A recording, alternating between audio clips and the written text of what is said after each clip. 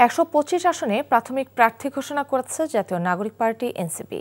ঢাকা ১১ থেকে দলের আহ্বায়ক নাহিদ ইসলাম, রংপুর থেকে সদস্য সচিব আক্তার হোসেন নির্বাচন করবেন। সংস্কারের পক্ষে থাকা বিএনপি জামায়াতের বিদ্রোহী প্রার্থীদের দ্বিতীয় ধাপে মনোনয়ন দেওয়ার কথা জানিয়েছে দলটি। মনোনয়ন ঘোষণা শেষে লেভেল প্লেইং ফিল্ড নিশ্চিত করতে সরকার ও নির্বাচন কমিশনের প্রতি আহ্বান জানিয়েছেন এনসিপির আহ্বায়ক নাহিদ ইসলাম। নূর হোসেনের রিপোর্ট। বিএনপি জামাতের জোটে না গিয়ে স্বতন্ত্র জোটে আলাদা নির্বাচনের অংশ হিসেবে ১২৫ আসনে প্রার্থী ঘোষণা করেছে গণঅভ্যুত্থানে নেতৃত্ব দেওয়া তরুণদের রাজনৈতিক দল জাতীয় নাগরিক পার্টি। রাজধানীর বাংলা মোটরে অস্থায়ী কেন্দ্রীয় কার্যালয়ে দলের মনোনয়ন ঘোষণা করেন সদস্য সচিব আক্তার হোসেন। পঞ্চগড় ১ মোহাম্মদ সার্জিস আলম। নির্বাচনে কুমিল্লা ৪ থেকে হাসনাত আবদুল্লাহ, পঞ্চগড় ১ থেকে সার্জিস আলম, নোয়াখালী ৬ থেকে হানান মাসুদ এবং মুখ্য সমন্বয়ক নাসিরউদ্দিন পাটোয়ারি নির্বাচন করছেন ঢাকা ১৮ আসন থেকে। মনোনয়ন ঘোষণার সময় দলের সদস্য সচিব আহ্বান জানান জনগণের পক্ষে এবং নতুন বাংলাদেশের জন্য শাপলাকলিতে ভোট দেয়ার। আর নাসিরউদ্দিন পাটোয়ারি বলেন, দ্বিতীয় ধাপে বিএনপি জামায়াতের বিদ্রোহী প্রার্থী যারা সংস্কারের পক্ষে রয়েছে তাদের মনোনয়ন দেয়া হবে। সামনের যে নির্বাচন সেটা শুধুমাত্র জাতীয় সংসদ নির্বাচন নয়, তার মধ্য দিয়ে বাংলাদেশের রাষ্ট্র কাঠামোতে সংস্কারের বিষয়ে গণভোট অনুষ্ঠিত হবে। আমরা বাংলাদেশের জনগণকে হ্যাঁ ভোটের পক্ষে থেকে হ্যাঁ ভোটকে জয়যুক্ত করে বাংলাদেশের মানুষের সংস্কারের যে আকাঙ্ক্ষা সেটাকে বাস্তবায়নের জন্য উদাত্ত আহ্বান জানাই। বিএনপির যারা বিদ্রোহী রয়েছেন তবে রিফর্মের পক্ষে আপনারা আছেন, জামায়াতের যারা বিদ্রোহী রয়েছেন, রিফর্মের পক্ষে যারা আছেন, বিভিন্ন সিভিল সোসাইটি যারা দক্ষ যোগ্য যারা রয়েছেন, দ্বিতীয় তালিকায় আমরা তাদের নামগুলো রাখার চেষ্টা করব। পরে দলের আহ্বায়ক জানান, দুর্নীতি, সন্ত্রাস ও ফ্যাসিজমের সাথে সংশ্লিষ্ট প্রার্থীদের প্রার্থিতা বাতিল হতে পারে। নির্বাচনের লেভেল প্লেইং নিশ্চিতে সরকারের প্রতি আহ্বানও জানান তিনি। কারো বিরুদ্ধে কোনো অভিযোগ থাকে দুর্নীতি, সন্ত্রাস বা ফ্যাসিজমের সাথে জড়ানোর, তাহলে সেই প্রার্থীটা বাতিল হবে। এবং আমাদের এই প্রক্রিয়া কিন্তু চলমান আছে, চলমান থাকবে যতদিন না আমরা চূড়ান্তভাবে ৩০০ মনোনয়ন দিচ্ছি। যারা মাফিয়া, বিভিন্ন জায়গায় মাফিয়াদেরকে নমিনেশন দেওয়া হয়েছে, ঋণ খেলাপিকে নমিনেশন দেওয়া হয়েছে, তাদের বিরুদ্ধে ব্যবস্থা নেবে কিনা এর উপর নির্ভর করবে যে নির্বাচন কমিশন কতটা সুষ্ঠু প্রক্রিয়া কাজ করতেছে। তবে আমরা নির্বাচন কমিশনের উপরে, অন্তর্বর্তী সরকারের উপর আস্থা রাখতে চাই। অস্ত্রের মহড়া ও পেশিশক্তি পরিহার করে দলগুলোকে দায়িত্বশীল আচরণ করার আহ্বানও জানান নাহিদ ইসলাম। নূর হোসেন, এনটিভি নিউজ, ঢাকা। জুলাই আগস্টের হত্যার মামলায় সজীব ওয়াজেদ জয়কে হাজির হতে পত্রিকায় বিজ্ঞপ্তি দেওয়ার নির্দেশ দিয়েছে আন্তর্জাতিক অপরাধ ট্রাইব্যুনাল ১। এছাড়া সালমান এফ রহমান ও আনিসুল হকের বিরুদ্ধে দায়ের করা মামলায় অভিযোগ গঠনের শুনানি আগামী ১৭ ডিসেম্বর ধার্য করেছে ট্রাইব্যুনাল। ওই দিনই তাদের বিদেশি আইনজীবী নিয়োগ চেয়ে আবেদনের উপর শুনানি হবে। কোর্ট পারমিশন দিতে পারবেন বিদেশি আইনজীবীর জন্য যদি তাদের পূর্ব অনুমতি থাকে বার কাউন্সিল থেকে। প্রায়র পারমিশন শব্দটা এখানে আছে এবং আমরা এটা সাবমিট করেছি যে আদালত এই স্ট্যাটিউট যেটা আছে, অর্থাৎ বিধিবদ্ধ যে আইন আছে, এর বাইরে কোনো আদেশ দিতে পারবেন না। আদালত অনেক সময় ন্যায় বিচারের স্বার্থে আদেশ দিতে পারেন কখন, যেটা আইনের মধ্যে আছে অথবা আইনে সুস্পষ্ট নাই, যে কোনো দিকে যাওয়ার সুযোগ আছে, তখন কিন্তু আদালত তার স্বেচ্ছাধীন ক্ষমতা প্রয়োগ করতে পারেন। চট্টগ্রাম বন্দরের টার্মিনাল বিদেশি অপারেটরকে দেওয়ার প্রতিবাদে সমাবেশ সহ লাল পতাকা মিছিল করেছে শ্রমিক কর্মচারী ঐক্য পরিষদ স্কপ। সকালে চট্টগ্রামের দেওয়ানহাট মোড় থেকে বন্দর অভিমুখে মিছিল নিয়ে যাত্রা করে শ্রমিক কর্মচারীরা। এ সময় লালদিয়া ও পানগাঁও টার্মিনাল পরিচালনায় বিদেশি অপারেটরের সাথে চুক্তির প্রতিবাদে স্লোগান দেয় আন্দোলনরতরা। মিছিলটি আগ্রাবাদ বাদামতলী এলাকায় পৌঁছলে সেখানে বাধা দেয় পুলিশ। সমাবেশের বক্তারা লালদিয়া ও পানগাঁও চুক্তি বাতিলের দাবি জানান। এ সময় নিউমুরিং কন্টেইনার টার্মিনালে বিদেশি অপারেটর নিয়োগের উদ্যোগ নেওয়া হলে কঠোর কর্মসূচির হুমকিও দেন বক্তারা। স্থানীয় সরকার উপদেষ্টা আসিফ মাহমুদ সজীব ভূঁইয়া বলেছেন, জাতীয় নির্বাচনে অংশগ্রহণ করবেন, তবে কোথা থেকে করবেন তা পরের বিষয়। তিনি বলেন, পদে থেকে নির্বাচন করা উচিত নয়। পদত্যাগের বিষয়ে প্রধান উপদেষ্টার কার্যালয় থেকে বিস্তারিত জানানো হবে। এই বিষয়ে আসলে সত্যিকার অর্থেই কোনো সিদ্ধান্ত হয়নি এখনো। আর এই বিষয়ে যদি চূড়ান্ত সিদ্ধান্ত হয় তাহলে আপনারা সবাই জানতে পারবেন। এবং যে দলের কথা বললেন, অবশ্যই যারা গণঅভ্যুত্থানে আমার সহযোগিতা ছিলেন তারাই সেই দলটা করেছে। তবে আমি আর অনেক আগেই বলেছি যে এটা ধরে নেওয়া ঠিক হবে না যে আমি সেই দলেই মানে যুক্ত হব বা অংশগ্রহণ করব। তবে আশা করি আগামী কয়েকদিনের মধ্যে সবকিছু পরিষ্কার হয়ে যাবে। রাজধানীর মোহাম্মদপুরে লায়লা আফরোজ ও তার মেয়ে নাফিসা লাওয়াল বিনতে আজিজকে হত্যার ঘটনায় গৃহকর্মী আয়েশাকে গ্রেফতার করেছে পুলিশ। আটক করা হয় তার স্বামী রাব্বিকেও। পুলিশ বলছে জিজ্ঞাসাবাদে হত্যাকাণ্ডে সংশ্লিষ্টতা মিললে তাকেও গ্রেফতার দেখানো হবে। নাহিদ প্রিন্সের রিপোর্ট। রাজধানীর মোহাম্মদপুরের আলোচিত মা মেয়ে হত্যাকাণ্ডের 4 দিন পর পুলিশের হাতে ধরা পড়লেন গৃহকর্মী আয়েশা। ঝালকাঠির নলসিটির একটি বাড়িতে আত্মগোপনে ছিলেন তিনি। একই জায়গা থেকে আটক করা হয় তার স্বামী রাব্বিকেও।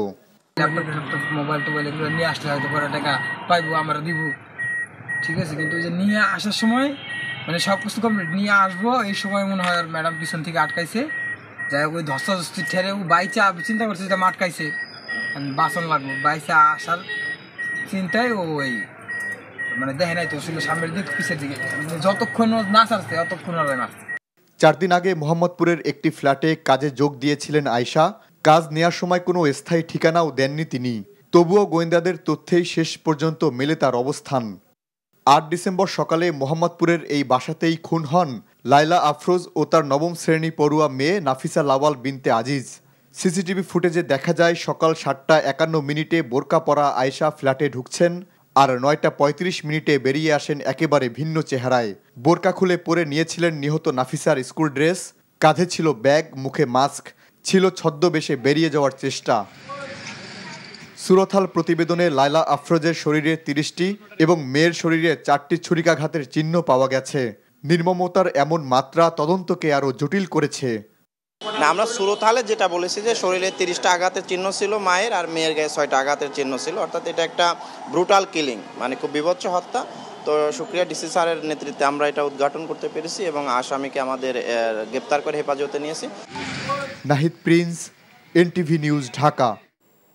ভারত ও বাংলাদেশের মধ্যে বন্দি বিনিময় চুক্তির আওতায় 32 বাংলাদেশি জেলেকে ফেরত পাঠিয়েছে ভারত। আর বাংলাদেশ থেকে পাঠানো হয়েছে 47 ভারতীয় জেলেকে। কোস্টগার্ড মিডিয়া কর্মকর্তা লেফটেন্যান্ট কমান্ডার সিয়ামুল হক বলেন, বাংলাদেশ ভারত আন্তর্জাতিক সমুদ্র সীমারেখা সংলগ্ন বাংলাদেশ জলসীমার মধ্যে অবৈধভাবে মৎস্য আহরণরত অবস্থায় বাংলাদেশ নৌবাহিনী গত 12 জুলাই ও 2 আগস্ট 3টি ভারতীয় ফিশিং বোট সহ 47 জন ভারতীয় জেলেকে আটক করে। অপরদিকে গত 12 ও 17 সেপ্টেম্বর বাংলাদেশ ভারত আন্তর্জাতিক সমুদ্র সীমারেখা অতিক্রম করে ভারতীয় জলসীমায় মৎস্য আহরণের অভিযোগে 2টি বাংলাদেশি ফিশিং বোট সহ 32 জন বাংলাদেশি জেলেকে আটক করে ভারতীয় কোস্টগার্ড। এরপর পররাষ্ট্র মন্ত্রণালয়ের উদ্যোগে দ্বিপাক্ষিক সমঝোতার মাধ্যমে আটক থাকা জেলেদের বন্দি বিনিময়ের সিদ্ধান্ত হয়।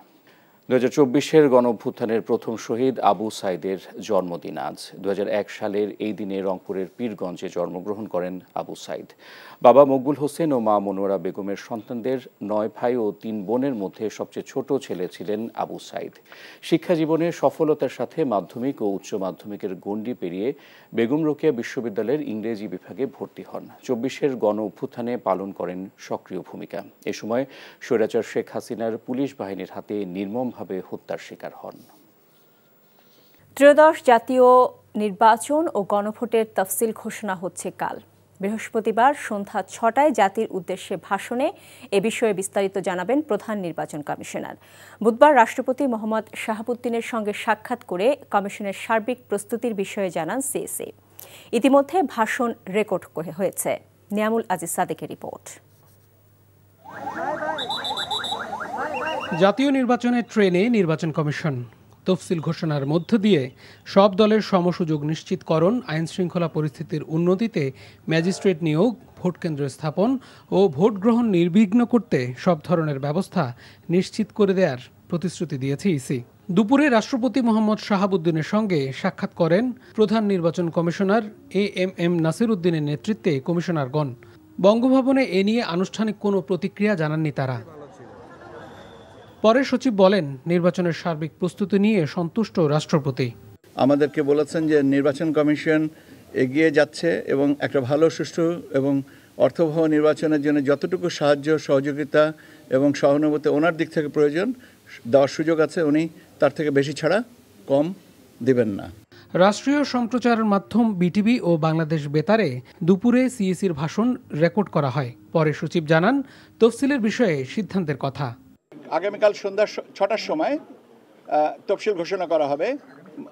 মাননীয় প্রধান নির্বাচন কমিশনার তফসিল আপনার অন এয়ারে আপনাদেরকে জানিয়ে দিবেন। সীমানা নিয়ে যে একটা খবর পেয়েছি, আমরা অ্যাডভোকেট অন রেকর্ড অথবা শর্ট অর্ডার পাওয়ার পরে এ বিষয়ে কমিশন সিদ্ধান্ত নেবে। তিনি জানান, সংসদীয় আসন নিয়ে উচ্চ আদালতের আদেশ তফসিলে বিঘ্ন ঘটাবে না। Niamul Aziz Sadek, NTV news, Dhaka. তফসিল ঘোষণার ঠিক আগেই পদত্যাগ করলেন দুই উপদেষ্টা আসিফ মাহমুদ সজীব ভুইয়া ও মাহফুজ আলম। প্রধান উপদেষ্টার প্রেস সচিব সংবাদ সম্মেলনে এই পদত্যাগের কথা জানান। এর আগে সচিবালয়ের সংবাদ সম্মেলনে সজীব ভুইয়া পদত্যাগের ইঙ্গিত দিলেও স্পষ্ট করেনি সেটি। আসন্ন নির্বাচনে প্রতিদ্বন্দ্বিতা করার ইচ্ছাও ব্যক্ত করেন তিনি। নজরানা চৌধুরী রিপোর্ট। জুলাই অভ্যুত্থানের মাধ্যমে ২০২৪ সালের ৫ আগস্ট আওয়ামী লীগ সরকারের পতন হলে ৮ আগস্ট বর্তমান অন্তর্বর্তীকালীন সরকার দায়িত্ব নেয়। আর সেই সরকারের উপদেষ্টা হিসেবে শপথ নেন আসিফ মাহমুদ সজীব ভুইয়া এবং মাহফুজ আলম। এ অবস্থায় তারা দুজনই বিভিন্ন সময়ে আগামী জাতীয় নির্বাচনে প্রতিদ্বন্দ্বিতা করার ইচ্ছা ব্যক্ত করে তফসিল ঘোষণার আগে উপদেষ্টা পদ থেকে পদত্যাগ করার কথা বলেছিলেন। অবশেষে বৃহস্পতিবার তফসিল ঘোষণা করা হবে। এমন অবস্থায় বুধবার পদত্যাগ করলেন সজীব ভুইয়া ও মাহফুজ আলম। তথ্য সম্প্রচার উপদেষ্টা মোহাম্মদ মাহফুজ আলম এবং স্থানীয় সরকার, পল্লী উন্নয়ন, সমবায় মন্ত্রণালয় এবং যুব ক্রীড়া মন্ত্রণালয়ের উপদেষ্টা আসিফ মাহমুদ সজীব ভুইয়া আজ বিকেল ৫টা নাগাদ প্রধান উপদেষ্টা প্রফেসর মোহাম্মদ ইউনূসের কাছে রাষ্ট্রীয় অতিথি ভবন যমুনায় উপস্থিত হয়ে পদত্যাগপত্র জমা দিলে প্রধান উপদেষ্টা তা গ্রহণ করেন। তাদের পদত্যাগ নির্বাচন কমিশন তফসিল ঘোষণার সাথে সাথে কার্যকর হবে। এর আগে সচিবালয়ে এক সংবাদ সম্মেলনে পদত্যাগের নানা ইঙ্গিত দিলেও পদত্যাগ করেছেন কিনা তা স্পষ্ট করেননি সজীব ভুইয়া। নির্বাচন করার ইচ্ছা ব্যক্ত করলেও কোন রাজনৈতিক দল বা কোন আসন থেকে করবেন তা নিশ্চিত হতে আরো কয়েকদিন অপেক্ষা করতে বলেন তিনি। আমি নির্বাচন করব, কিন্তু কোথায় করব, কোন দল থেকে করব সেটা পরবর্তী ডিসকাশন। যারা গণঅভ্যুত্থানে আমার সহযোগিতা ছিলেন তারাই সেই দলটা করেছে। তবে আমি আরো অনেক আগেই বলেছি যে এটা ধরে নেওয়া ঠিক হবে না যে আমি সেই দলেই যুক্ত হব বা অংশগ্রহণ করব। তবে আশা করি আগামী কয়েকদিনের মধ্যে সবকিছু পরিষ্কার হবে। সংবাদ সম্মেলনে সজীব ভুইয়া তার দায়িত্ব পালনকালে এলজিআরডি মন্ত্রণালয় এবং যুব ও ক্রীড়া মন্ত্রণালয়ের উল্লেখযোগ্য অর্জনের কথা তুলে ধরেন। নজরানা চৌধুরী, এনটিভি নিউজ, ঢাকা। গণ অভ্যুত্থান পরবর্তী আগামী নির্বাচনকে একটি নতুন বাংলাদেশ করার সুযোগ হিসেবে উল্লেখ করে প্রধান উপদেষ্টা প্রফেসর মোহাম্মদ ইউনূস বলেছেন, এই নির্বাচনকে সুন্দর ও সুষ্ঠুভাবে আয়োজনের মাধ্যমে স্মরণীয় করে রাখতে হবে। রাষ্ট্রীয় অতিথি ভবন যমুনা থেকে সারা দেশের উপজেলা নির্বাহী অফিসার ইউএনওদের সঙ্গে ভিডিও কনফারেন্সের মাধ্যমে নির্বাচন প্রস্তুতির বিষয়ে দিক নির্দেশনা প্রদানকালে প্রধান উপদেষ্টা একথা বলেন। প্রধান উপদেষ্টা এ সময় ইউএনওদের উদ্দেশ্যে বলেন, ইতিহাস নতুন করে একটি সুযোগ দিয়েছে, অন্য জেনারেশন এই সুযোগ পাবে না। এই সুযোগকে কাজে লাগাতে পারলে নতুন বাংলাদেশ করা সম্ভব হবে, আর যদি না পারে তাহলে জাতি মুখ থুবড়ে পড়বে। সকল জেলা প্রশাসক, বিভাগীয় কমিশনার এবং মন্ত্রী পরিষদ বিভাগের কর্মকর্তাগণ এ সময় অনলাইনে যুক্ত ছিলেন। প্রধান উপদেষ্টা বলেন, বিগত আমলে যে নির্বাচনগুলো হয়েছে সেগুলো নির্বাচন নয়, প্রতারণা হয়েছে।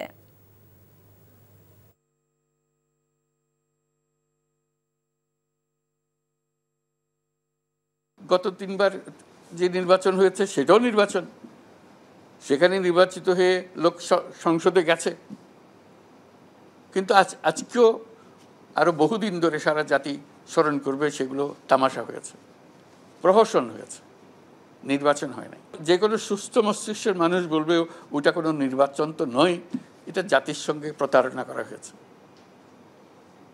এবং আজকে যেরকম তোমরা বিভিন্ন উপজেলাতে আছো, দায়িত্ব নিয়ে গেছো, সেখানে সেই নির্বাচনগুলো তো উপজেলা নির্বাহী অফিসার গিয়েছিল, তার দায়িত্ব পালন করেছিল, এই প্রতারণায় অংশগ্রহণ করেছিল, যেহেতু সেভাবেই পরিবেশটা তৈরি করা হয়েছিল। টানা 18 দিনের মতো রাজধানীর এভারকেয়ার হাসপাতালে ভর্তি আছেন সাবেক প্রধানমন্ত্রী ও বিএনপি চেয়ারপারসন বেগম খালেদা জিয়া। উন্নত চিকিৎসার জন্য দেশের বাইরে নেওয়ার কথা থাকলেও বিভিন্ন জটিলতায় তাকে আর দেশের বাইরে নেওয়া সম্ভব হয়নি। গত 23 নভেম্বর রাতে হঠাৎ শ্বাসকষ্ট দেখা দিলে হাসপাতালে ভর্তি করা হয়। গত 27 নভেম্বর শারীরিক অবস্থার আরও অবনতি হলে তাকে সিসিইউতে ভর্তি করা হয়। সাবেক এই প্রধানমন্ত্রীর স্বাস্থ্যের তেমন উন্নতি না হওয়ায় এখনও সিসিইউতে রেখেই চিকিৎসা দেওয়া হচ্ছে।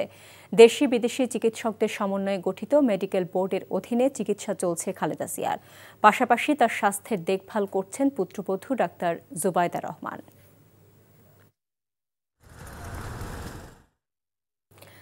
সাধারণ মানুষ রাজনৈতিক দলগুলোর তর্ক বিতর্ক শুনতে শুনতে বিরক্ত হয়ে গেছে উল্লেখ করে বিএনপির ভারপ্রাপ্ত চেয়ারম্যান তারেক রহমান বলেছেন, মানুষ এখন দেশকে এগিয়ে নিয়ে যাওয়ার পরিকল্পনা দেখতে চায়। মানুষের পক্ষে দেশ করার যুদ্ধে নামার আহ্বান জানিয়ে তিনি বলেন, সবাই সজাগ না হলে বিপদ নেমে আসবে। একমাত্র বিএনপির কাছে দেশ পরিচালনার পরিকল্পনা রয়েছে বলেও তিনি জানান। হাসান মাহমুদের রিপোর্ট। রাজধানীর কৃষিবিদ ইনস্টিটিউশন মিলনায়তনে চলমান বিএনপির দেশ গড়া পরিকল্পনা কর্মসূচির চতুর্থ দিনে অংশ নিয়েছে কৃষক দল ও যুব দল। লন্ডন থেকে ভার্চুয়ালি যুক্ত হয়ে বিএনপির ভারপ্রাপ্ত চেয়ারম্যান তারেক রহমান বলেন, মানুষ এখন আর রাজনীতিবিদদের তর্ক বিতর্ক ও কথা শুনতে চায় না। এর এটা ভালো না, ওর ওটা ভালো না, এটা খারাপ বলেছে, ওটা খারাপ বলেছে, ও খারাপ লোক, ও খারাপ লোক। এই সাধারণ মানুষরা এইসব ডিবেট শুনতে শুনতে শুনতে ফেড আপ হয়ে গেছে। এই যেসব কথাবার্তা আমার নিজেরই বিরক্তি লাগে, তাহলে বুঝেন সাধারণ মানুষের কতটা বিরক্তি লাগতো। আরে ভাই, তাকে বলতে হবে আপনি কিভাবে আইন শৃঙ্খলা ব্যবস্থা ঠিক রাখবেন। মানুষ একদম ক্লিয়ার রাস্তা দেখতেছে। ওকে, তুমি রাজনৈতিক দল, তুমি নিজেকে ডিমান্ড করছো তুমি বাংলাদেশের জনপ্রিয় দল, তুমি নিজেকে ডিমান্ড করছো তুমি সবচেয়ে বড় দল, তাহলে বলো তুমি আমার জন্য কি করবে, তোমাকে যদি আমি সুযোগ দেই। নারীদের স্বাবলম্বী করা, 5 বছরে 25 কোটি গাছ লাগানো, কর্মসংস্থান, প্রাথমিক শিক্ষার উন্নয়ন, কৃষির মেরুদণ্ড শক্তিশালীকরণ, যে কোনো মূল্যে খাল খনন কর্মসূচি চালু করা, রপ্তানি বৃদ্ধি সহ বেশ কিছু পরিকল্পনার কথা জানান তারেক রহমান। বলেন, সেজন্য দরকার ধানের শীষে ভোট। এবার শুধু পারবো বললে হবে না, সহকর্মীবৃন্দ, করতে হবে, কাজটি করতে হবে, এর কোনো বিকল্প নেই। আদারওয়াইজ এই দেশ এবং জাতি ধ্বংস হয়ে যাবে আমরা যদি সজাগ না হই। ধানের শীষকে জিতাতে হবে, এর কোনো বিকল্প নাই। ধানের শীষকে জিতানোর মাধ্যমে জনগণের যে পরিকল্পনা, জনগণের পক্ষের যে পরিকল্পনা, সেটিকে বাস্তবায়ন করতে হবে, এর কোনো বিকল্প নাই।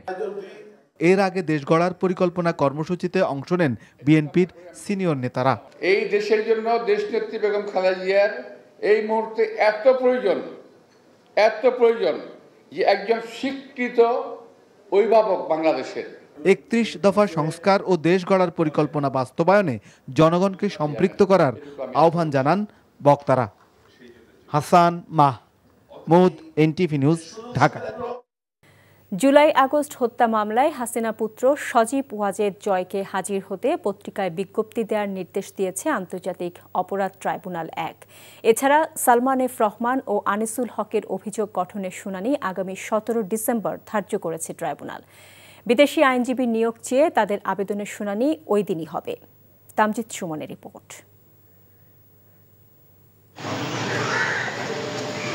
বুধবার জুলাই হত্যাযজ্ঞের মামলায় হাজির করা হয় আনিসুল হক ও সালমান এফ রহমানকে। এই মামলায় অভিযোগ গঠনের শুনানির দিন ধার্য করা হয়েছে 17 ডিসেম্বর।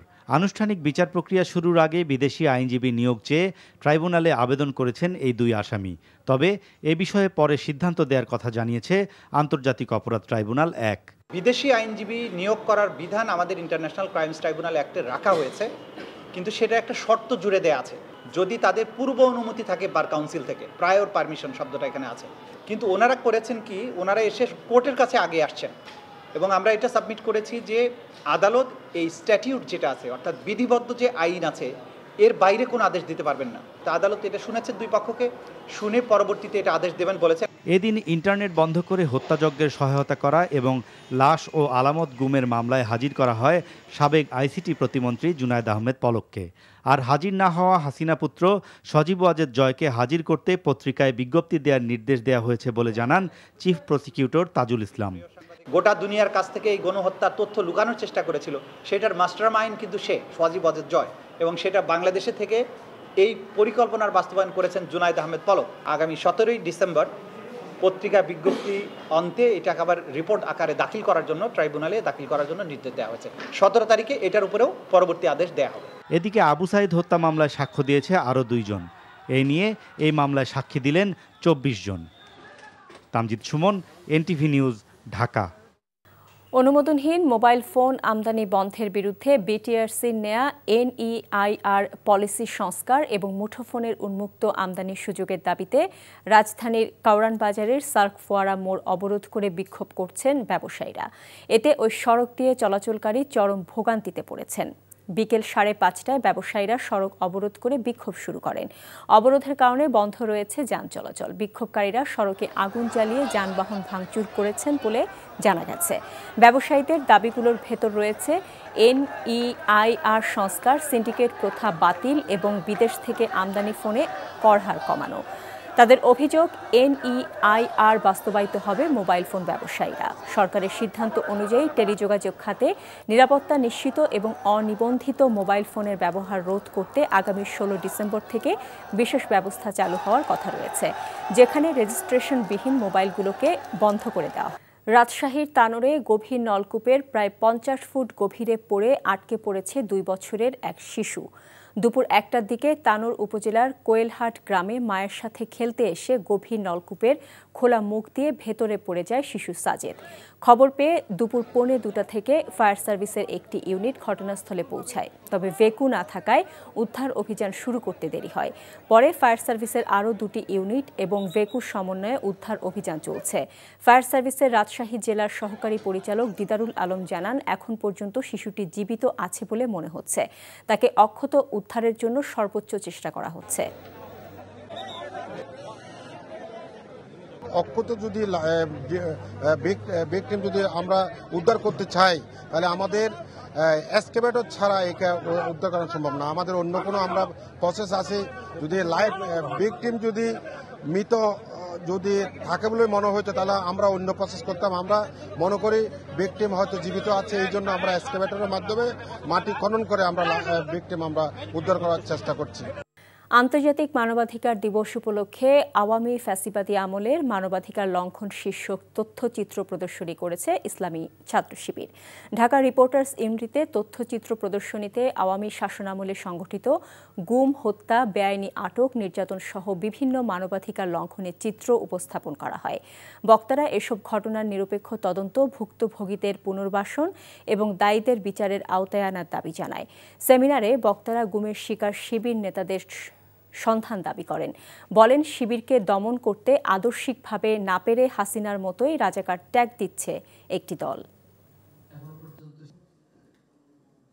অথচ 20 বছর তাদের সাথে ছিলাম, তখন তাদের এগুলো হুঁশ ছিল না। আমরা গণহত্যাকারী, আমরা স্বাধীনতা বিরোধী, আমরা রাজাকার। তখন আমরা তুলসী পাতা ছিলাম, দুধে ধোয়া তুলসী পাতা ছিলাম। বলছে আমাদের ভিতরে কোনো রাজাকার নাই, যে মন্ত্রিত্ব যাদেরকে দেওয়া হয়েছে তারা আসলে এরকম রাজাকারের তালিকার মধ্যে নাই। একই মুখে আবার বলতেছে এরা নাকি গণহত্যাকারী, রাজাকার। রাজনৈতিক স্বার্থ উদ্ধারের জন্য এরকম চরিত্র যুগে যুগে, এমন ফ্যাসিবাদী চরিত্র আমরা এক একটা রাজনীতিবিদদের মধ্যে এরকম দেখতে পাই। এটা লজ্জাজনক, দুর্ভাগ্যজনক।